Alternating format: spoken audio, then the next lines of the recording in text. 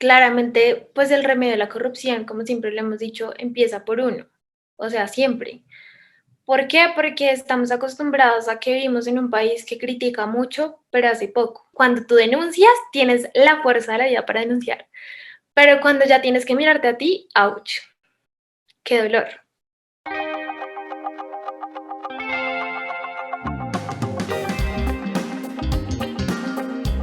Bienvenidos a Red U al Aire, donde el primer paso para combatir la corrupción es hablar de ella.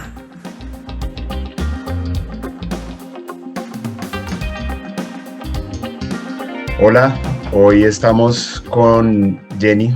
Vamos a hablar un tema muy interesante, que es qué tan difícil es poner en práctica valores anticorrupción. Entonces, nada, Jen, ¿cómo estás? Hola a todos, bien, muchas gracias, contenta de estar acá con ustedes. Mi primera pregunta es, ¿cómo crees que un país o una sociedad o lo que sea puede ser exitoso en su lucha en su lucha contra la corrupción, en su lucha intentando disminuir la corrupción?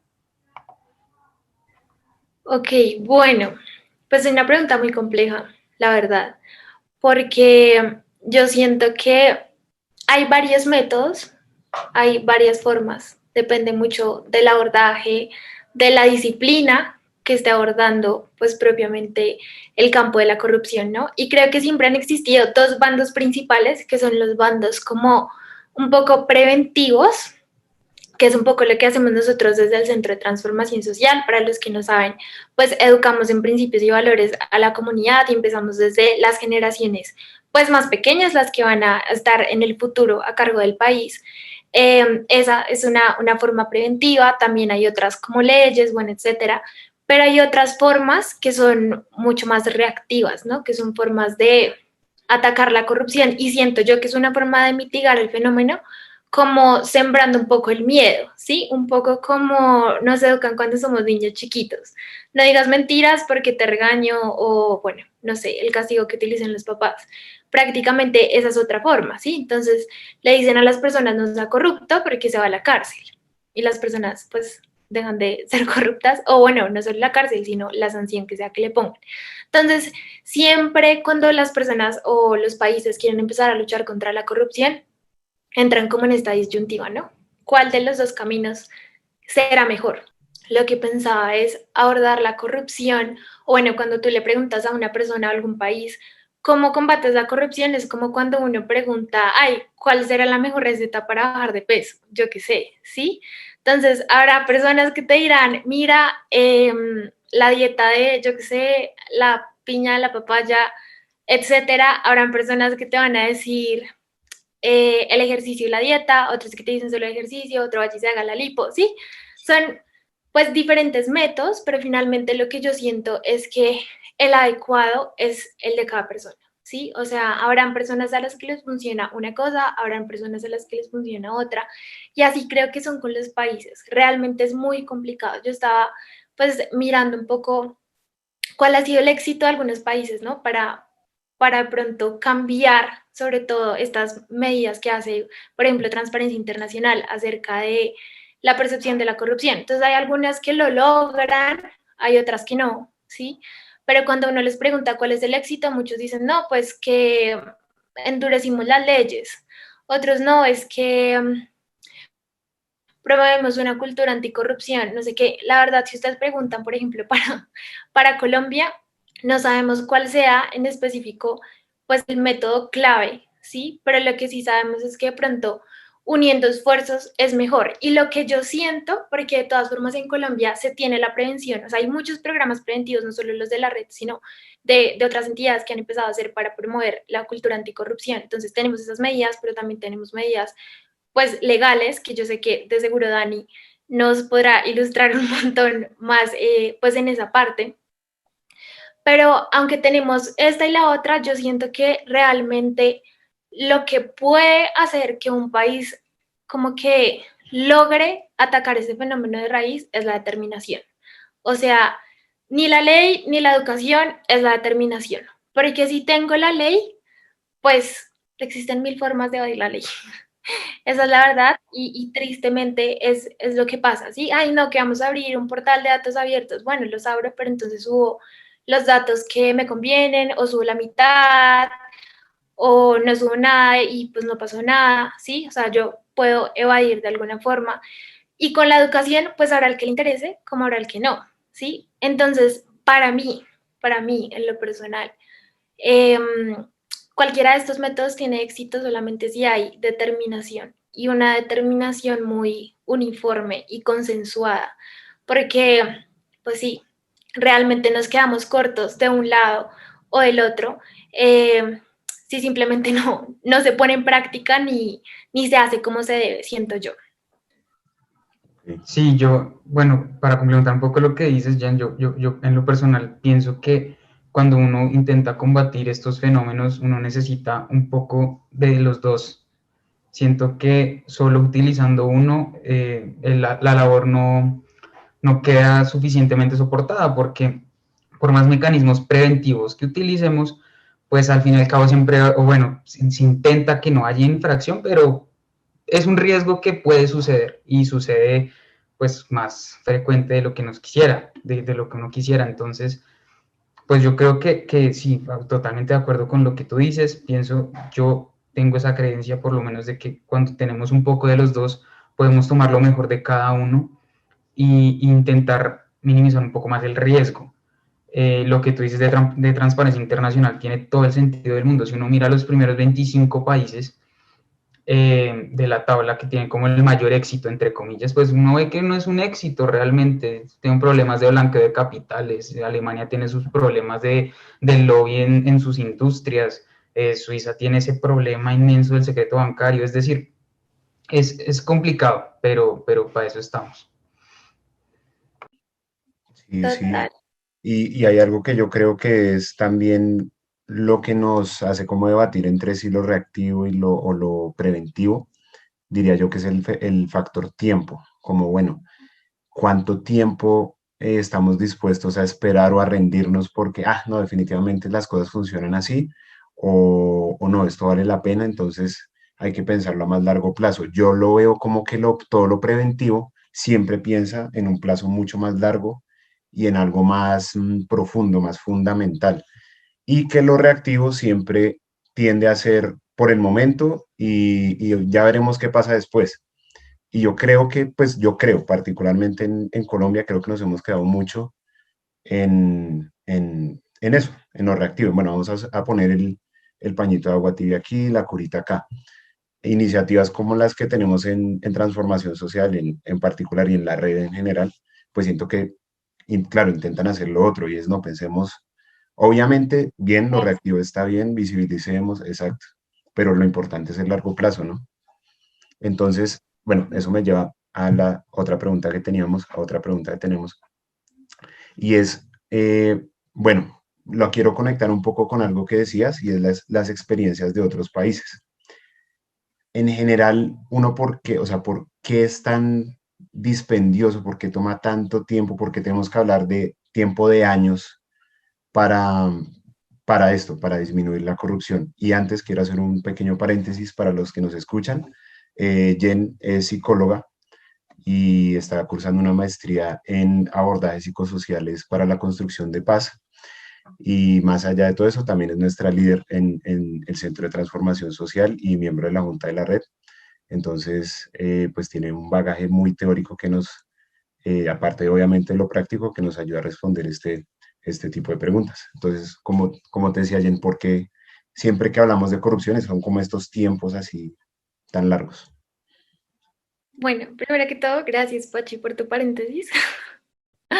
De verdad que generosa presentación, pero bueno. Bueno, ya respondiendo a tu pregunta, miren, yéndome a una rama un poco conductista de la psicología, pues porque tenemos muchas áreas, como pues cualquier carrera o disciplina. Nosotros usualmente vemos la conducta, ¿sí? Desde la psicología como un producto muchas veces de refuerzos y castigos. En palabras más coloquiales, premios y castigos, ¿sí? Pasa que cuando un niño hace pataletas todo el tiempo, yo qué sé, en la calle o en la casa, y los papás quieren disminuir esa conducta que hacen, usualmente castigan. Como sea, hay diferentes tipos de castigos. Pero si yo quiero que el niño siga haciendo pataletas en todo lado, que pues no es lo que pasa, pero digamos, lo que yo haría si quisiera que eso pasara es premiarlo, ¿sí? Entonces, que el niño cada vez que me haga una pataleta, le doy un dulce, yo qué sé. Así pasa con la corrupción, igualito. Yo creo que el tema de la corrupción se ha quedado mucho en la sociedad por años de los años, porque si ustedes miran los inicios de la corrupción son en los años, de verdad, de la panela, yo no sé, pero de verdad desde hace muchísimos años. El problema radica en que la corrupción se premia, se refuerza, no solamente socialmente, sino pues que uno también es corrupto porque obtiene un beneficio. Entonces, cuando yo, no sé, me quedo con cierta parte económica de un contrato y nadie me dijo nada y no pasó nada, pues yo tengo un beneficio económico que probablemente nadie me lo dio directamente, pero que lo obtuve. ¿Y eso qué hace? Pues refuerza mi conducta y lo voy a volver a hacer porque me gustó, porque obtuve un beneficio, porque me puede comprar X cosa, yo qué sé, ¿sí? Entonces, puede ser ese tipo de refuerzos o de premios, como pueden haber otro tipo de refuerzos eh, sociales, no sé, también cuando se hace en grupo, ¿no? Cuando los casos de corrupción se hacen entre varias personas al tiempo, pues antes yo voy a recibir el qué duro, o sea, de verdad te la craneaste, mejor dicho, sí, y esos son reforzadores que a mí me están dando y que indirectamente lo que hacen es que yo siga teniendo la misma conducta. Ahora, eso por una parte lo incrementa, pero vayámonos por el otro lado, que también se une a lo que estábamos hablando antes, y son los castigos. Realmente las personas que pues cometen actos de corrupción no se castigan, ¿sí? Y uno de los castigos, sí, como hablábamos, puede ser la cárcel, bueno, X o Y cosa, pero yo también creo que en estos tiempos, uno de los castigos más fuertes, y creo que probablemente abordaremos este tema más adelante, es la presión social. No existen casi personas que sean capaces de ejercer el castigo social.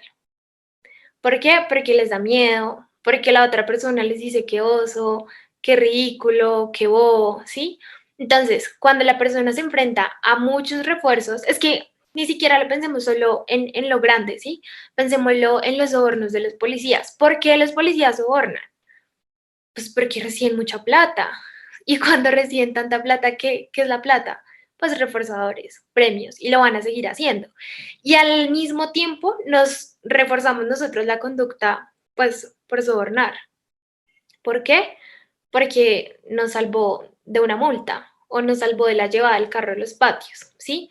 Entonces, realmente es como ese juego de refuerzos y de castigos que se van implementando todo el tiempo y que mantienen la conducta corrupta. Ahora, eso es un punto. Un segundo punto que les puedo decir es muy, o sea, la corrupción nunca se va a acabar, ¿sí? La corrupción finalmente es algo que siento yo está inherente en nosotros los seres humanos. ¿Que podemos disminuirla? Sí. Lo que pasa es que requiere un trabajo y de un compromiso muy personal, ¿sí? Lo que yo les decía, por más de que existan un montón de leyes, si yo no tengo un compromiso personal, pues realmente me las voy a pasar, así estén, así existan, ¿sí? No me va a importar. Entonces yo creo que también es, sí, la falta como de conciencia, pues del daño que se hace con cualquier práctica corrupta, la falta de compromiso. También, saben, siento yo, hay algo que pasa mucho en Colombia y es que tenemos una desesperanza aprendida. Y va muy de la mano de lo que decía Pacho al principio, que me gustó mucho lo que decías, es un factor de tiempo y cuando sabemos que una problemática necesita de tiempo, eso quiere decir que necesitamos de perseverancia, ¿sí? Necesitamos de mucha constancia para poder por lo menos intentar reducir el fenómeno. Entonces, ¿qué pasa? Tantas personas se han matado y han de verdad dado su vida literalmente por acabar la corrupción y no han habido como, no sé, como logros o cambios así que uno vea, que sean como palpables, tangibles, que eso lo que produce en la comunidad, pues en las personas en general, es una desesperanza aprendida. Entonces las personas creen que nunca se va a acabar la corrupción, que nunca se va a disminuir la corrupción, que cualquier esfuerzo que yo haga realmente nunca va a tener pues un significado, que yo qué sé, por más de que intente, nunca lo voy a lograr, porque pues así es el país, así es Colombia y la única solución ¿cuál es? Irme de aquí a otro país. Entonces yo creo que es como un cúmulo de cosas que realmente siempre van a hacer que se mantenga y que perdure la corrupción. Hashtag sáquenme de Latinoamérica. No, mentiras. Eso estaba pensando. Literal. Sí, sí, sí. No, pero es curioso porque esto pasa en todo el mundo. Lo que pasa es que acá es diferente, porque acá es como más grotesco, ¿no? Pienso yo. Pero sí, yo tuve en algún momento, tuve una charla con un tipo que se llama Kai Ambos, los que saben de derechos sabrán quién es, y él decía como, a grandes rasgos, es que nosotros como latinos somos como muy fronteros con este tema, como hay, por ejemplo, se robaron la 26 a 3 cuadras del Palacio de Nariño, de frente, así, sin asco. Y por ejemplo, en otras latitudes, pues se intenta como calmar más, camuflar más, bueno, no sé. Eso también supongo que tendrá que ver con el factor impunidad que Jen ya nos comentó, que lo que hace es reforzar la conducta y no intentar como que disminuya su comisión. Pero bueno, Jen, ya centrémonos un poco más como a lo micro. Y yo recuerdo en el colegio, esta referencia toda boba, pero yo tuve unas clases como de valores. Y sí, me acuerdo como la lista de valores, y habían muchísimos. No recuerdo cuántos ni cuáles, pero sí recuerdo que había muchos. Tú, en tu experiencia, Jen, ¿qué valores nos dirías que son esenciales para combatir este fenómeno? Bueno, eso es algo difícil también, la verdad. Porque, bueno, digamos, si me traslado a los valores que nosotros tratamos de difundir o de reforzar con el reto Cultura, que es nuestro programa de educación experiencial, tenemos un montón y cuando yo los veo, yo digo, faltan tantos valores aquí, pero lo que pasa es que el tiempo no nos da. Y cuando yo pienso de pronto en qué valores podría priorizar o no, más allá de los valores, yo creo que hay un elemento fundamental que de hecho, honestamente, ni siquiera sé si es un valor, que yo lo pondría como valor, que es la empatía. Si saben, como que yo creo que más allá de la honestidad, de la integridad, se habla mucho en todo lo que es anticorrupción, de transparencia, por ejemplo. Sí, como de estos valores, yo a todos les encuentro un punto en común, que es, pues para ponerlos en práctica, que es la empatía, ¿sí? Si yo soy una persona empática, voy a ser honesto, porque a mí no me gustaría que alguien me dijera mentiras, ¿sí? Porque de verdad yo sé el daño que le produce a la otra persona, pues que le mientan, ¿sí? Si yo soy una persona empática, voy a ser una persona íntegra, porque como porque me voy a comportar diferente con las personas, ¿sí? O sea, porque voy a faltar a mi palabra, porque voy a predicar pero no aplicar. Y así te podría seguir nombrando uno por uno cada uno de los valores. Y yo siento que si una persona realmente tiene empatía, los demás valores les quedan fáciles de aplicar, ¿sí? O sea, te puedo mencionar, mira, en el reto cultura vemos honestidad, vemos integridad, vemos autocontrol, vemos perdón, justicia, escucha, responsabilidad, trabajo duro, visión, etcétera. Pero si tú miras el común denominador de estos valores, es la empatía, es la capacidad que yo tengo de reconocer al otro. Y si tú te das cuenta de cuando uno comete actos de corrupción, los comete porque no es una persona empática, porque solo se está mirando a sí mismo, ¿sí? ¿Por qué? Porque me conviene, porque gano o porque no pierdo, ¿sí? Pero es para mí, no pienso en los demás. Y es lo que muchas veces yo me cuestiono en la gente que comete actos corruptos, pues grandes y pequeños, ¿sí? en qué momento dejaron de pensar en el otro y en qué momento fue más importante mi vida que la vida de los demás. Ahora, aquí hay o sea, aquí hay como un millón de dilemas morales, ¿sí? En los que pues no vamos a entrar a profundizar, porque esto cuesta, o sea, realmente esto es muy complicado. Cuando yo tengo que ponerme a mí por encima de los demás, porque realmente es de vida o muerte, pues empieza a jugar un montón de factores que son muy complicados. Pero pues bueno, sin meterme allá tan a fondo, porque ahí tenemos para quedarnos hablando todo un día, yo sí creo que realmente una persona corrupta es una persona cero empática. Entonces, para mí la empatía sería el valor que lucha contra la corrupción, literalmente. Ya como para terminar, ¿crees que de pronto lo que hace falta como estrategia en últimas es eso, enfocarse en la educación o en enfocarse en que la forma de combatir la corrupción es hacia quién es uno como persona antes de simplemente votar la lista de valores que hay que cumplir para que todos estemos bien de acuerdo a esta serie de valores, como que sea algo más íntimo? Sí, claro, Pachi, o sea, yo siento que claramente, pues el remedio de la corrupción, como siempre le hemos dicho, empieza por uno, o sea, siempre.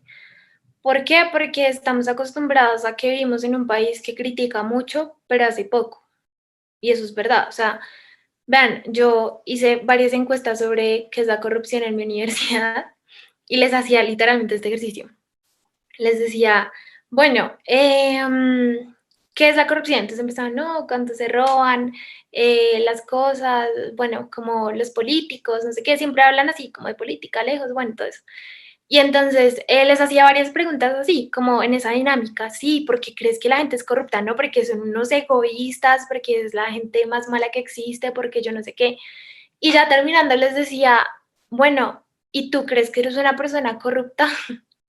Y me quedaban como, "Ah, no, o pues otros decían como sí, pero claro, o sea, ya les cambiaba totalmente, ¿sí? Cuando tú denuncias, tienes la fuerza de la vida para denunciar, pero cuando ya tienes que mirarte a ti, ouch, qué dolor.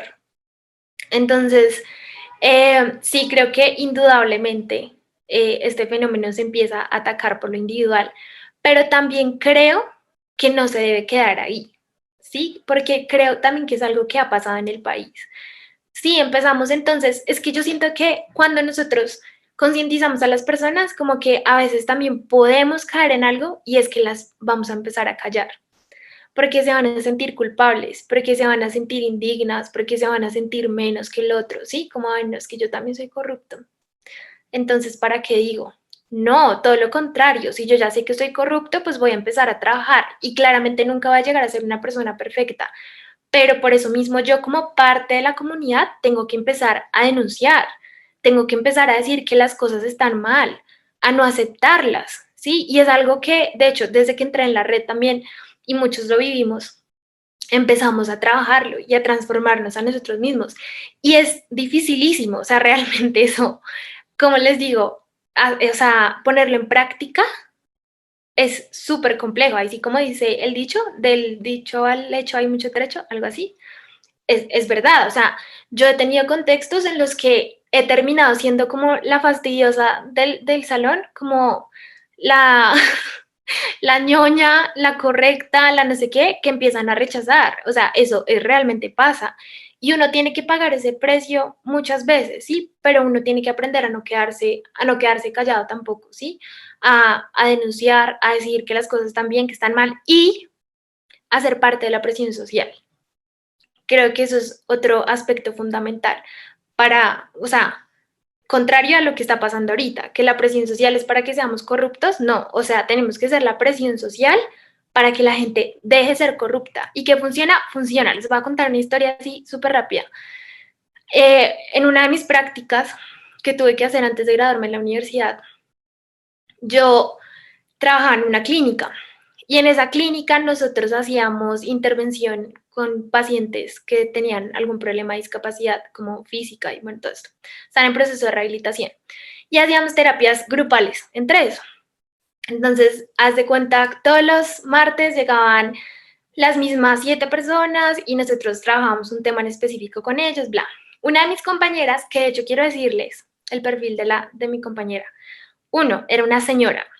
O sea, es raro que pase, pero en la universidad era una señora, le pongo yo unos 45 años. Segundo, era una señora que tenía plata, ¿sí? O sea, su esposo estaba involucrado en diferentes, pues, roles públicos, no de Bogotá, pero otro lado, y me contaban las cosas tan terribles que hacía, pero bueno, ese es otro caso, y la señora tenía harta plata. Resulta que la primera vez que nosotros hicimos actividades con un grupo de personas, al final ella llegó con unos detalles chiquitos para las personas. Y era como, ay, sí, mira, les traje esto. Y nosotros, wow, o sea, qué linda, súper generosa la señora. Bueno, cuando volvió a pasar eso en el grupo que a ella le correspondió conmigo, al final, yo le dije, traigamos otra vez regalitos, me parece súper bonito lo que tú hiciste. Me dijo, sí, de una, o sea, eso anima un montón a los pacientes. Bueno, quedamos así. Entonces un día me dijo, camina, me acompañas a traer los regalos, a comprarlos. Íbamos en su carro a una Panamericana y me dice, y estará ya acabando el semestre, bueno, tú ya sabes cómo es la cosa, ¿no? Entramos y no nos vamos a coger, o sea, porque las cajitas tenían, que les digo yo, unos ganchitos, unos clipsitos, unos yo no sé qué, cosas así chiquitas. Entonces me decía, ya sabes cómo es, entramos, yo me hago como a un ladito, tú abres las cajas, sacas y te los guardas en los bolsillos. Y yo, ¿qué? Tú me estás molestando, porque además ellas sabían todo el rollo en el que yo estaba, que la red, que iba a los colegios, que no sé qué, me molestaban, me decía, ay, la niña anticorrupción, así. Y yo, ¿qué? ¿En serio me estás molestando? Y ella, ¿qué te pasa? No, vamos a comprar las cajas de los clips, o sea, a ver, o sea, y yo decía, no lo puedo creer, o sea, ni siquiera que no tuviera recursos, no, nada. Llegamos a la Panamericana y entramos. Déjenme decirles que solo basté yo, o sea, una persona, que claramente en ningún momento se iba a robar eso, porque yo al otro día, ¿cómo iba a llegar a hablarle a los niños de honestidad, de integridad? ¿Sí? No me lo robé. Yo le dije, si es por plata no pasa nada, miramos qué hacemos, pero yo no voy a hacer esto. Vean, la cara de incomodidad de esa señora todo el tiempo que estuvimos en la Panamericana, yo creo que ella decía, ¿por qué me la traje? ¿Por qué me la traje a ella y no me traje a la otra? ¿Por qué? Y yo creo que ella se arrepintió hasta lo último, le dolió pagar. Oigan, y la señora tenía plata. En serio, les puedo decir que ella tenía recursos económicos. Pero eso quiere decir que la vez anterior ya había hecho eso. Ah, no, de hecho ya me dijo, ay, obvio, la vez pasada lo hice, no pasó nada. Entonces yo decía, este es el colmo. Pero a mí me dejó esta enseñanza y es, nosotros podemos ser presión social. Nosotros podemos realmente contar. Miren, yo creo que, no sé si la señora me estaba probando, diría, hay tanta anticorrupción que habla, pues venga y miramos a ver si es cierto, ¿sí? Pero nosotros tenemos que ser esa presión social para otras personas que aunque les incomode, pues seamos los que convirtamos la cultura anticorrupción realmente en algo real, en algo tangible, y no que sigamos validando todo lo contrario.